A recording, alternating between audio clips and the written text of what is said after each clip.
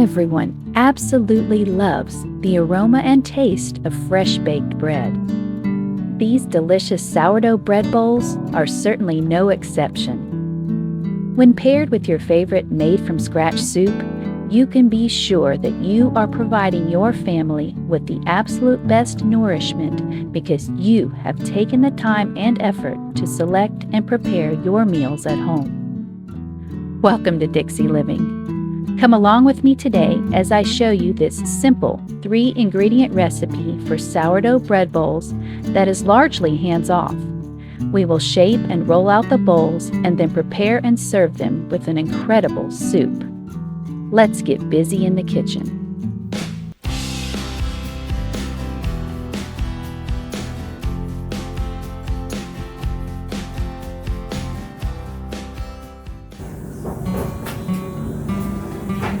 I first fell in love with sourdough bread bowls when I lived in Georgia and would go to the mall to eat at a restaurant called the Atlanta Bread Company. They had the best sourdough bread bowls and they served it with black bean soup. You could also get chili and other things in it. And I know that Panera also offers a bread bowl now. But I like making it at home and my family really enjoys it too. So I'm going to share with you how we use our sourdough bread bowls.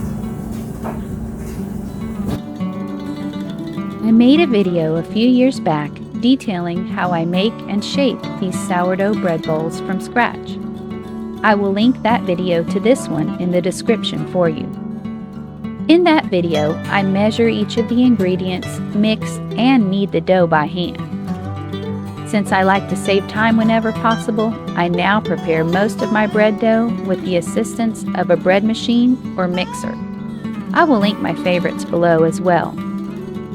This simple recipe consists of just 2 cups of active starter, 2 cups of water, 5 to 8 cups of flour, and 1 1/2 tablespoons of real salt.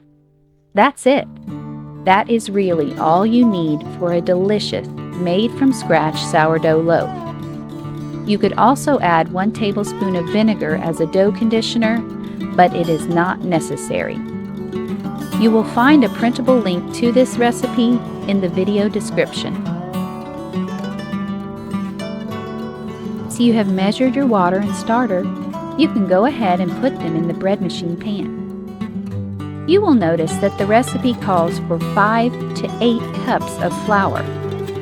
This is really dependent upon climate and humidity. This is something you will learn to gauge easily once you have worked with dough for a bit.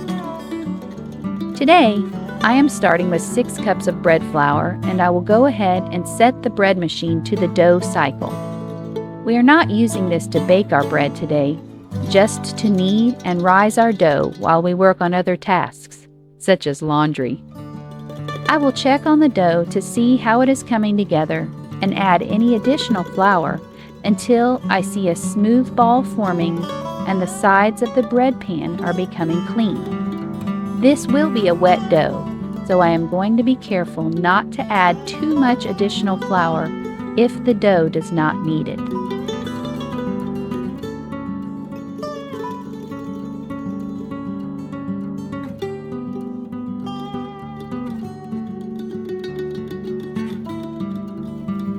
Now, let's check on our dough. No, that doesn't look right. Let's go ahead and add another 1/2 cup of flour to get it to the perfect consistency.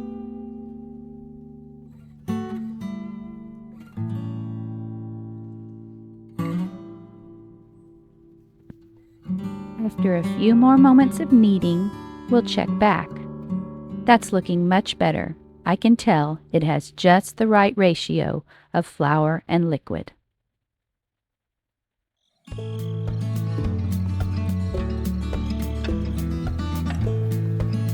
Now that the dough cycle is complete, we are ready to shape and rise our bread bowls. The dough has now doubled in size, and we can prepare our surface for the sticky dough. We will remove the dough from the pan and empty it onto the counter. This recipe prepares enough dough for 2 loaves of bread. I am going to divide the dough in half and shape 1/2 into 6 bread bowls for my family. The rest can be shaped and baked as a regular loaf or shaped into sandwich buns as I will do today. Divide the dough in half and then divide the half into 6 equal portions. Use a scale if you must have perfection and evenly sized bread bowls. I am cooking for my family, so perfection is never the goal, but excellence is.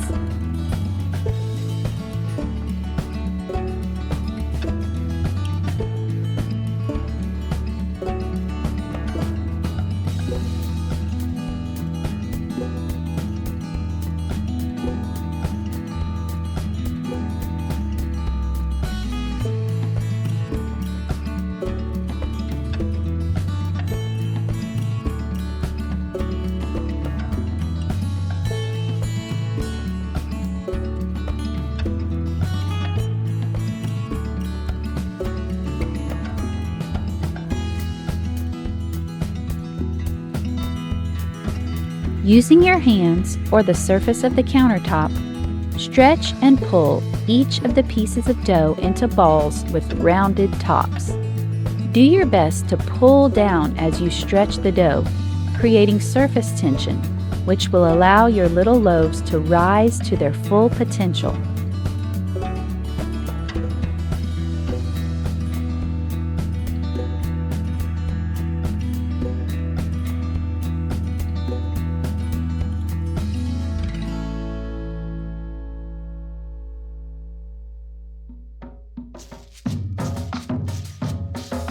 Place each of the balls of dough on a prepared pan.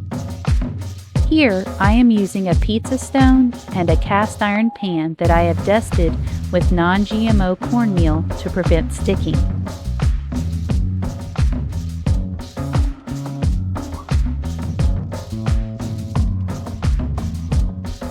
If we were not ready to bake today, these can also be placed in the freezer until ready for use, then allowed to thaw and rise when you need them. We will set them aside to rise in a warm place for at least 90 minutes today. If your house is cool or your starter is sluggish, this second rise could take longer.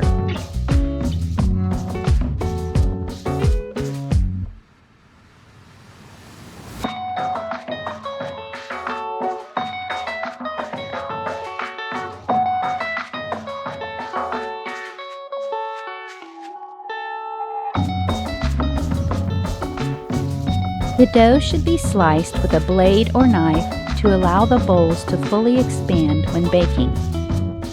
Let me know in the comments below if you prefer a lom or a knife, or if you don't use either one, you can comment neither.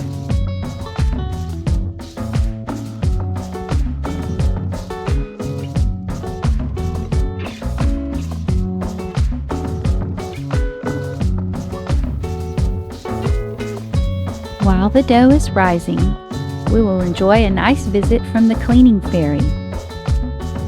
Once the dough is ready to bake, we will place it in a preheated 400-degree oven with a pan of boiling water on the bottom shelf and allow the bread bowls to bake for 22 minutes.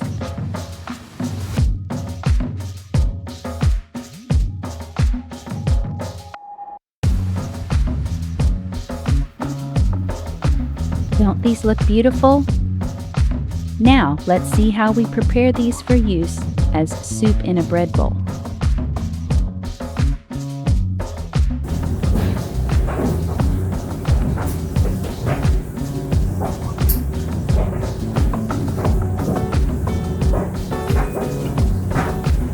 I'm slicing around carefully, making sure that I don't plunge all the way through the bottom and make a hole in it.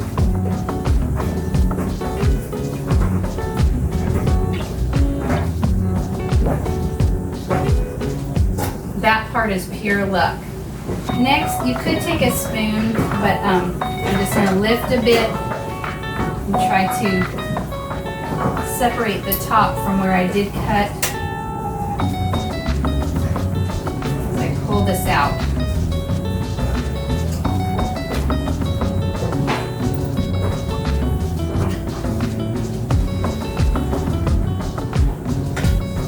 everyone likes to have this hunk toasted with some butter and munch on it or dip it in their soup.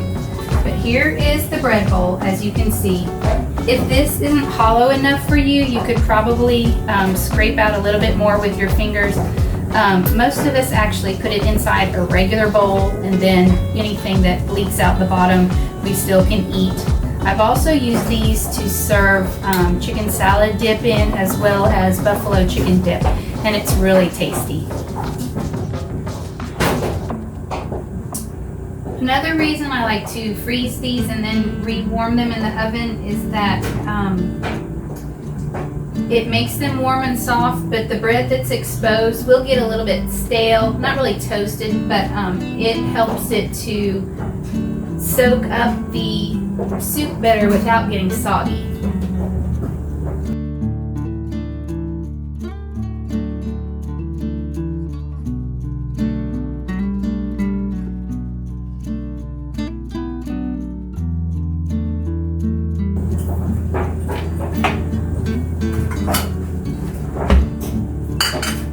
I am going to grab a bowl and just scoop a little bit more of the bread out of these,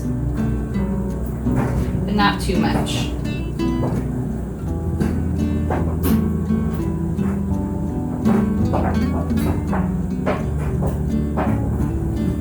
I like it to make a nice deep bowl.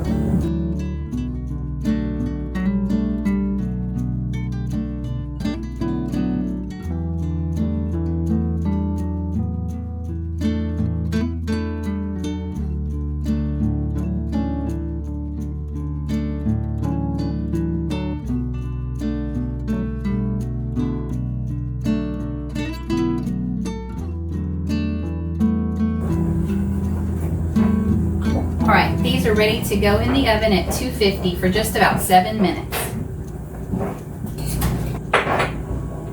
These are really good also with tomato soup, of course, or some roasted red pepper soup.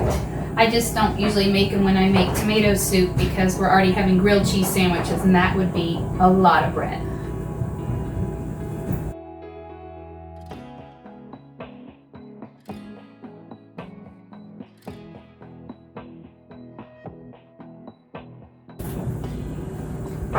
There's also no reason you couldn't put these on another sheet pan and stick them in the oven and toast them on top like you would garlic bread. In fact, I think I'm going to do that to save a little bit of time instead of toasting them in the skillet today.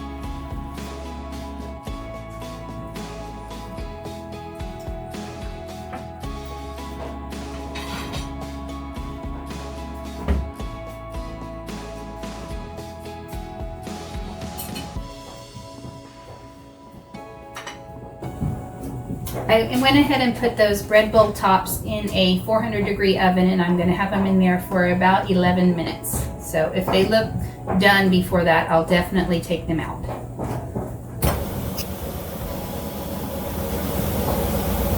Yes, in the oven the tops of these got nice and crispy. I think they're going to turn out perfectly.